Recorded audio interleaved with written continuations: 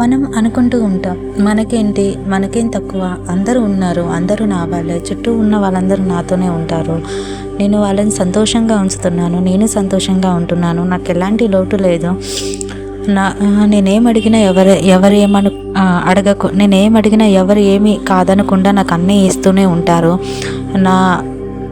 నేను గొప్పవాడిని అనుకోవడం చాలా మూర్ఖత్వం అవుతుంది. ఎందుకంటే ఏ క్షణం ఎలా మలుపు తిరుగుతుందో ఎవరూ చెప్పలేరు. ఈ జీవితం అనేది మనం ఊహించని విధంగా మారుతూ ఉంటుంది. క్షణం క్షణం ఏం జరుగుతుందో తెలియని జీవితాలు మనవి. ఈ జీవితాన్ని మనం ఏ క్షణంలో అయినా ఎలా స్థిరంగా అనేది భగవద్గీతలో శ్రీకృష్ణుడు చెప్తాడు. స్థిత ప్రజ్ఞాతే స్థిరాస్తి అని. నాకు కొంచెం వాయిస్ అనేది తడబడుతుందండి, నన్ను క్షమించండి. నేను చాలా మిస్టేక్ చేస్తున్నాను. I'm really sorry. బట్ ఏదో చెప్పాలని తపనతో చెప్తున్నాను. నాకు ఇక్కడ అవైలబుల్గా కూడా లేదు మీకు మంచిగా క్లియర్గా వాయిస్ కట్ అనేది చెప్పడానికి.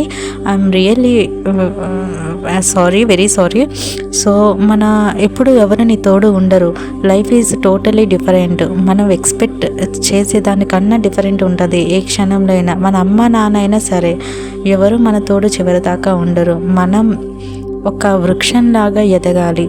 అది ఒక విత్తనం భూమి మీద నాటితే అది దానంతట తానే అందరి నీరు సహాయం, గాలి సహాయం, వాయువు సహాయం అన్నీ తీసుకుని దానంతట తానే ఒక స్థిరంగా నిలబడి ఉంటుంది. వానైనా ఎండైనా దేనికైనా ఎలాంటి అడ్డంకులైనా సరే అది తట్టుకొని నిలబడుతుంది.